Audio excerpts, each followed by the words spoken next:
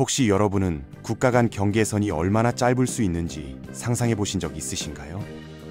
어떤 나라들은 겨우 100m도 안 되는 거리를 두고 수십 년째 외교 협상을 이어가고 있습니다. 심지어 자연현상 하나가 두 국가의 영토 경계를 완전히 뒤바꿔버린 사례도 존재하죠. 이런 기묘한 현실들이 지금 이 시간에도 세계 곳곳에서 펼쳐지고 있다니 정말 흥미롭지 않습니까? 자, 그럼 이제부터 이 놀라운 경계의 세계 속으로 함께 떠나보도록 하겠습니다.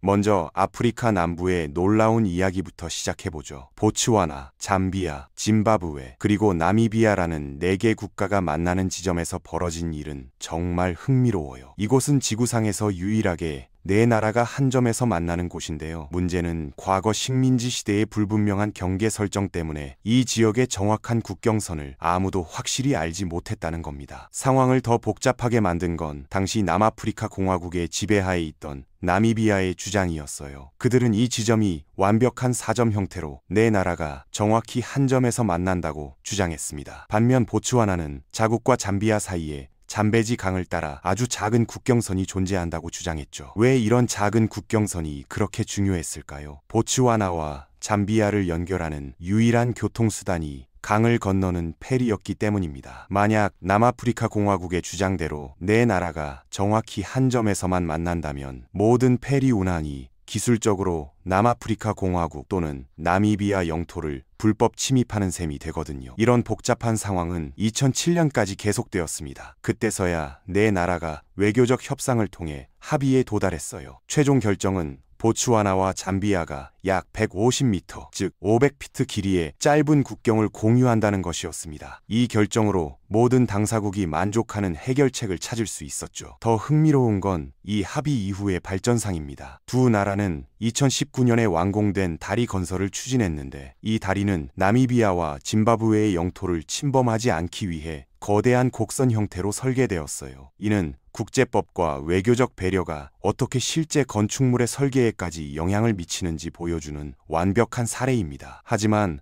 150m라는 이 국경선도 세계에서 가장 짧은 국경은 아닙니다. 유럽에는 더욱 복잡하고 흥미로운 사례들이 있거든요. 벨기에와 네덜란드 국경에 위치한 바를레 나사우라는 마을을 살펴보면 정말 놀라운 광경을 볼 수 있습니다. 이곳은 마치 복잡한 직소 퍼즐처럼 두 나라의 영토가 서로 얽혀 있어요. 특히 주목할 만한 건 벨기에의 한 작은 영토인데 이곳은 완전히 네덜란드 땅으로 둘러싸인 채 단 250m의 국경선만을 가지고 있습니다. 이런 복잡한 국경 형태가 어떻게 생겨났을까요? 중세시대로 거슬러 올라가면 이 지역의 영주들과 농민들 사이에 복잡한 봉건 관계와 토지 소유권 분쟁이 원인이었어요. 수백 년에 걸친 정치적 변화와 영토 교환, 그리고 상속 문제들이 쌓여서 오늘날과 같은 기이한 모습이 만들어진 거죠. 하지만 진짜 놀라운 이야기는 아프리카 북부에서 벌어지고 있습니다. 스페인이 19세기 말 유럽의 아프리카 식민지화 경쟁에 참여했다가 20세기 중반 탈식민지화 과정에서 대부분의 영토를 포기했지만 아직도 아프리카에 남겨둔 영토들이 있다는 사실 알고 계셨나요? 세우타와 멜리아 같은 비교적 큰 도시들은 잘 알려져 있지만 모로코 해안 근처에는 스페인이 여전히 통제하고 있는 6개의 작은 섬들이 있어요. 이 모든 영토들은 모로코와 지속적인 영유권 분쟁 상태에 있지만 현재는 스페인이 실효적으로 지배하고 있습니다. 이 중에서도 가장 흥미로운 곳은 페뇨 데 벨레스 데 데라 고메라라는 작은 반도입니다. 원래 이곳은 완전한 섬이었어요. 그런데 1930년대에 발생한 강력한 폭풍이 모든 걸 바꿔놓았습니다. 거대한 파도와 바람이 모래를 쌓아 올려서 얇은 모래톱을 만들어냈고 이로 인해 아프리카 본토와 연결되어 반도가 된 거예요. 현재 이 작은 영토에는 수십 명의 스페인 군인들만이 주둔하고 있습니다. 그들의 임무는 단순해요. 그저 그 자리에 있으면서 모로코가 이 땅을 점령하지 못하도록 감시하는 것이죠. 전략적으로 큰 의미가 있는 땅은 아니지만 스페인 정부는 이곳을 포기하면 세우타와 멜리아에 대한 모로코의 영유권 주장에 힘을 실어줄 수 있다고 우려하고 있어요. 이 특별한 지리적 조건 때문에 모든 보급품과 인력 교체는 헬리콥터를 통해서만 이루어집니다. 스페인 군인들은 모로코 영토로 넘어갈 수 없고 모로코인들도 이 스페인 영토로 들어올 수 없거든요. 완전히 고립된 채로 운영되는 거죠. 자연이 만들어낸 이런 독특한 지형 때문에 이곳의 국경선은 매우 짧습니다. 모래톱 위로만 국경이 그어져 있는데 그 길이가 고작 85m에 불과해요. 이는 현재까지 알려진 세계에서 가장 짧은 육상 국경선입니다. 이런 극도로 짧은 국경선들이 만들어내는 문제들은 생각보다 복잡합니다. 예를 들어 국경 경비는 어떻게 할까요? 85m라는 거리는 걸어서 1분도 안 걸리는 거리인데 이런 곳에서 밀수나 불법 월경을 어떻게 막을 수 있을까요? 실제로 페뇽 데 벨레스 데 라 고메라의 경우 스페인 군인들이 24시간 교대로 감시하고 있지만 워낙 작은 지역이다 보니 모든 움직임을 완벽하게 통제하기는 어려워요. 다행히 이곳이 바다로 둘러싸인 반도라는 특성상 대규모 불법 이동은 거의 불가능하지만요. 또 다른 흥미로운 측면은 이런 초소형 국경들이 국제법에서 어떻게 다뤄지느냐는 겁니다. 일반적으로 국경 협정이나 통관 절차, 비자 정책 등은 긴 국경선을 가정하고 만들어져 있거든요. 하지만 85m짜리 국경에서는 이런 일반적인 규칙들이 때로는 우스꽝스러울 정도로 부적절할 수 있어요. 예를 들어 만약 누군가가 실수로 이 짧은 국경을 넘었다가 바로 돌아온다면 어떻게 해야 할까요? 기술적으로는 불법 입국이지만 실제로는 몇 걸음 잘못 디딘 것에 불과할 수도 있거든요. 실제로 이런 상황들은 현실에서도 자주 발생합니다. 바를레 나사오 마을의 경우 주민들이 아침에 집에서 나와서 빵을 사러 가다가 무의식 중에 국경을 넘나드는 일이 일상적이에요. 심지어 어떤 집들은 거실은 벨기에에 있고 주방은 네덜란드에 있는 경우도 있죠. 이런 독특한 상황 때문에 두 나라 정부는 특별한 협정을 맺었습니다. 일상적인 생활을 위한 국경 통과는 특별한 절차 없이 허용하되 상업적 목적이나 장기 체류의 경우에만 정식 절차를 거치도록 한 거예요. 이는 국제법이 얼마나 유연하게 적용될 수 있는지 보여주는 좋은 사례입니다. 하지만 모든 초소형 국경이 이렇게 평화로운 건 아닙니다. 스페인과 모로코의 경우처럼 여전히 긴장 상태가 지속되는 곳들도 많아요. 특히 아프리카의 스페인 영토들은 불법 이민자들이 유럽으로 진입하려는 주요 통로 중 하나가 되면서 더욱 복잡한 문제들이 발생하고 있습니다. 세우타와 멜리아 같은 큰 도시들은 높은 철조망과 첨단 감시시설로 둘러싸여 있지만 페뇽 데 벨레스 데 라 고메라 같은 작은 영토들은 그런 대규모 시설을 설치하기에는 너무 작아요. 85m 국경선에 거대한 장벽을 세우는 건 현실적으로도 경제적으로도 말이 안 되거든요. 그래서 스페인 정부는 이런 작은 영토들에 대해서는 다른 전략을 사용합니다. 소수의 정예 부대를 상주시키고 정기적인 해상 순찰을 통해 접근을 차단하는 방식이죠. 하지만 이것도 완벽한 해결책은 아니에요. 날씨가 나쁘거나 바다가 거칠면 순찰이 어려워지고 그런 틈을 노려서 불법 침입을 시도하는 사람들이 있거든요. 이런 복잡한 상황들은 현대 국제관계의 흥미로운 측면을 보여줍니다. 세계화가 진행되고 국경의 의미가 점점 희미해져 가는 시대에도 여전히 몇 미터의 땅을 두고 국가들이 진지한 외교적 노력을 기울이고 있다는 거예요. 특히 아프리카와 유럽의 사례들을 보면 식민지 시대의 유산이 어떻게 현재까지도 복잡한 국제관계에 영향을 미치고 있는지 알 수 있습니다. 당시 유럽 열강들이 자신들의 편의에 따라 그어놓은 경계선들이 수십 년이 지난 지금도 여전히 정치적 갈등의 원인이 되고 있는 거죠. 하지만 동시에 보츠와나 잠비아 국경 사례에서 보듯이 외교적 노력과 상호 협력을 통해 이런 복잡한 문제들도 평화적으로 해결할 수 있다는 희망적인 메시지도 찾을 수 있어요. 네 나라가 함께 앉아서 합리적인 해결책을 찾아낸 것처럼 말이죠. 결국 세계에서 가장 짧은 국경인 스페인, 모로코 간 85m 국경선은 단순히 지리적 호기심거리를 넘어서 현대 국제관계의 복잡성과 역사의 무게를 동시에 보여주는 상징적인 장소라고 할 수 있습니다. 작은 모래톱 하나가 두 나라의 운명을 바꿔놓고 수십 명의 군인들이 평생을 그곳에서 보내며 외교관들이 그 작은 땅을 두고 진지한 협상을 벌이는 모습을 보면 국경이라는 개념이 얼마나 강력하고 지속적인 힘을 가지고 있는지 새삼 깨닫게 되네요.